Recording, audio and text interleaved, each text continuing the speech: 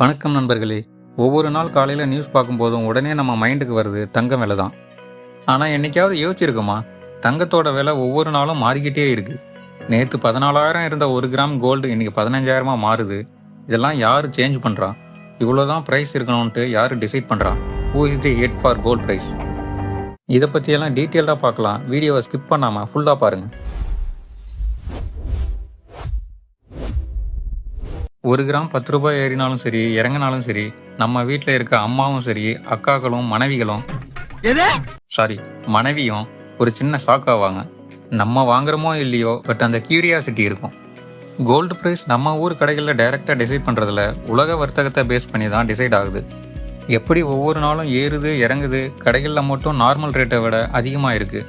இதை பற்றியெல்லாம் தான் அலச போகிறோம் இன்னைக்கு. கோல்டு ப்ரைஸை பொறுத்த வரைக்கும் நம்ம ஊரில் ஒரு நாளைக்கு ஒரு தடவை சேஞ்ச் ஆகும், மேக்ஸிமம் 2 தடவை சேஞ்ச் ஆகி பார்த்துருப்போம். பட் உண்மை அது இல்லை, ஒவ்வொரு நிமிஷமும் சேஞ்ச் ஆகிட்டே தான் இருக்கும். ஏன் அப்படின்னா, around the clock gold trading முக்கியமான குளோபல் மார்க்கெட்டில் நடந்துகிட்டே தான் இருக்கும். எக்ஸாம்பிளுக்கு லண்டனில் ட்ரேட் முடியும் போது நியூயார்க்கில் மார்னிங் ஸ்டார்ட் பண்ணிடுவாங்க. அதே போல் நியூயார்க்கில் முடியும் போது டோக்கியோ, ஷாங்காய் அப்படின்னு ரொட்டேஷனில் நடந்துக்கிட்டே இருக்கும்.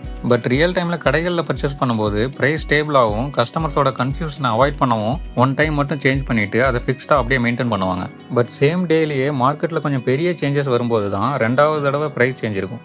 ஃபார் எக்ஸாம்பிள், கடைக்கு உள்ளே போகும்போது ஒரு ப்ரைஸ் இருக்கும், அதே டிசைன்லாம் பார்த்து முடிவு பண்ணிவிட்டு பில் பே பண்ணும்போது 2000 இன்க்ரீஸ் ஆகியிருந்தால் கஸ்டமர்ஸ் கன்ஃபியூஷனாக இருப்பாங்க. இதனால தான் ஒவ்வொரு நிமிஷமும் அப்டேட் பண்ணாமல் ஒரு நாளைக்கு ஃபிக்ஸ்டாக ஒரு டைம் மட்டும் அப்டேட் பண்ணுறாங்க. லண்டனில் இருக்க ஒரு கோல்டு ட்ரேடிங் மார்க்கெட் தான் முக்கியமான ஒன்று.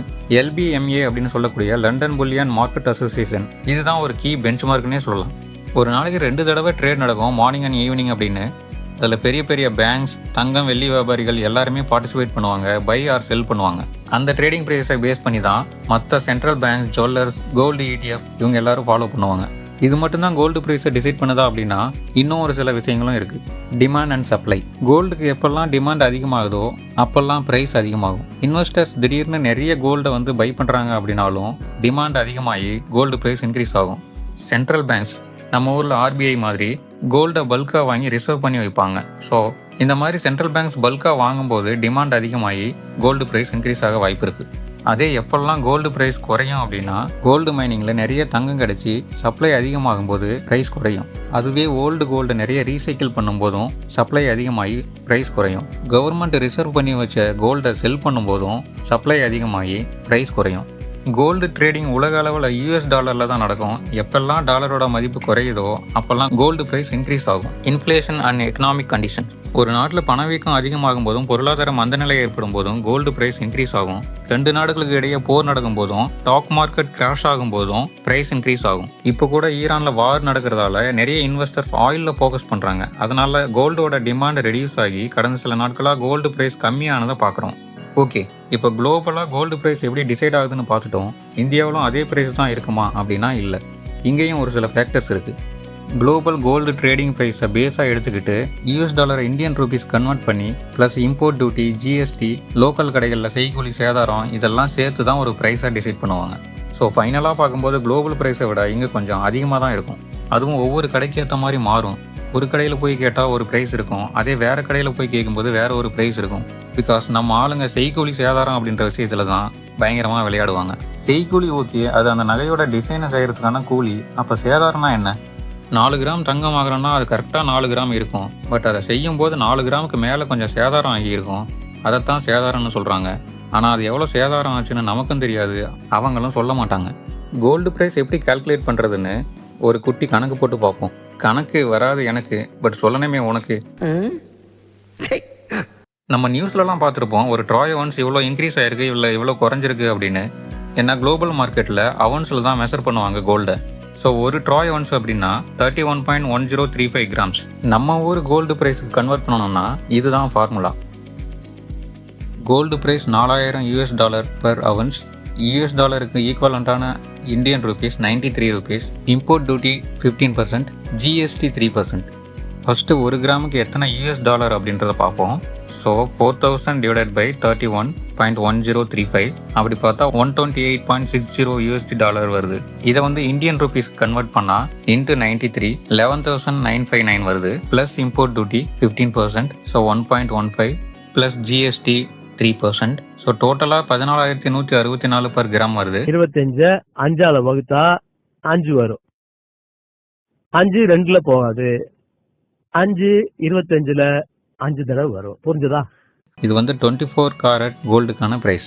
என்னது 24 கேரட் தங்கம் 1 கிராம் 14,164 தானா அப்படின்னு கேட்காதீங்க. இது ஜஸ்ட் எக்ஸாம்பிளுக்கு தான். இதை எப்படி 22 கேரட் கோல்டுக்கு கன்வெர்ட் பண்ணுறதுன்னா, நம்ம 916 KDM கேள்விப்பட்டிருப்போம் இல்லையா, அதே தான் 24 கேரட்டோட ப்ரைஸை 0.916 கூட மல்டிப்ளை பண்ணி வர்றது தான் 22 கேரட்டோட ப்ரைஸ். அதே போல் 18 கேரட்னு ஒரு டைப் இருக்குது. அதை வந்து 24 கேரட் ப்ரைஸோட 0.750 மல்டிப்ளை பண்ணால் வருது தான் அதோட ப்ரைஸ். அதே போல் கடைகளில் மேக்கிங் சார்ஜஸ், வேஸ்டேஜ், அந்த மேக்கிங் சார்ஜஸ்க்கு 5% GST இதெல்லாம் சேர்த்து தான் ஃபைனல் ப்ரைஸாக டிசைட் பண்ணுவாங்க. தங்கம் விலை குறையும் போது இப்படியும் 10 பவன் பொண்ணெடுத்து காலி ஒன்று செய்ய போறேன் மானே மானே, அதே தங்கம் விலை அதிகரிக்கும் போது இப்படி சொல்லியும் தான் சமாளிக்க வேண்டியதாக இருக்குது. காலிய தேவையில்லை நீதாயே கொஞ்சாரி. பெரிய பெரிய ஆக்டர்ஸ் அண்ட் மாடல்ஸ் எல்லாம் வச்சு கலர் கலராக ஆட்ஸ் எடுப்பாங்க. அதையும் இன்டெரக்டாக நம்ம மேலே தான் போடுவாங்க. சொக்க தங்கம் ஜுவல்லரி, சொக்க வைக்கும் ஜுவல்லரி. கொஞ்சம் ரேட்டை கம்மி பண்ணுங்கன்னு கேட்டால் அப்போ தான் நம்மளை கன்ஃபியூஸ் பண்ணுறதுக்குன்னே ஃப்ளோர் மேனேஜர்னு ஒருத்தர் வருவார். ஃப்ளோர் மேனேஜர் வந்துருவார். வர சொல்லுங்க. இவங்க தான் கடைக்கு வந்துட்டா போதும், ஃப்ளோர் மேனேஜர்னு ஒருத்தன் வந்துருவான், ஏரியா மேனேஜர் வருவான், பிரான்ச் மேனேஜர் வருவான். விட்டா ஓனருக்கே போனை போட்டு கொடுத்து 250 ரூபா குறைக்கிறாங்க. அவர் குறைக்கிற மாதிரி குறைப்பார். ஆனால் ஆக மொத்தம் கூட்டி கழிச்சு பார்த்தா பெரிய வித்தியாசம் இருக்காது. சரி, கோல்டு ஃபிசிக்கலாக மட்டும்தான் வாங்க முடியுமா, இல்லை வேறு எப்படியெல்லாம் வாங்கலாம்? டிஜிட்டல் கோல்டு, இது ஆன்லைன் மூலிமா கோல்டு வாங்குறது. இதுக்காக நிறைய மொபைல் ஆப்ஸ் இருக்குது. ஈவன் 1 ரூபியிலிருந்தே இன்வெஸ்ட் பண்ணலாம். இதுக்கு செய்கூலி சேதாரமெல்லாம் இருக்காது, பட் GST இருக்கும். இன்கேஸ் நமக்கு ஃபிசிக்கல் கோல்டு வேணும் அப்படின்னா நம்ம எவ்வளோ சேவ் பண்ணியிருக்கோமோ அதுக்கேற்ற மாதிரி கோல்டு காயினாவோ கோல்டு பாராவோ ஆர்டர் பண்ணிக்கலாம். பட் இது அஃபீஷியலாக செபி ரெகுலேட்டட் கிடையாது. நம்ம ஓன் ரிஸ்கில் தான் பண்ணணும். அடுத்ததாக கோல்டு ETF. இது வந்து ஸ்டாக் மார்க்கெட்டில் ஷேர்ஸ் வாங்குற மாதிரி தான். கோல்டு ப்ரைஸ் என்னவோ அதை பேஸ் பண்ணி ஷேர்ஸ் இருக்கும். அண்ட் இது செபி ரெகுலேட்டடும் கூட, ஸோ சேஃப் தான். கோல்டு ETF அப்படின்றது தனி கம்பெனி கிடையாது. இது வந்து ஒரு ஷேர் டைப் தான். இந்த கோல்டு ETF-ஐ நிறைய public and private companies SEBI கூட ரெஜிஸ்டர் பண்ணி ஷேர்ஸை வச்சுருப்பாங்க. அதில் நம்ம இன்வெஸ்ட் பண்ணலாம். For example SBI mutual fund, HDFC mutual fund, Nippon India mutual fund, இவங்கெல்லாம் கோல்டு ETF ப்ரொவைட் பண்ணுறாங்க. இந்த கோல்டு ETF-ல நம்ம ஃபிசிக்கல் கோல்டு வாங்க முடியாது, இன்வெஸ்ட்மெண்ட்டாக வேணா பண்ணிக்கலாம். அடுத்ததாக ஃபியூச்சர் ட்ரேடிங்.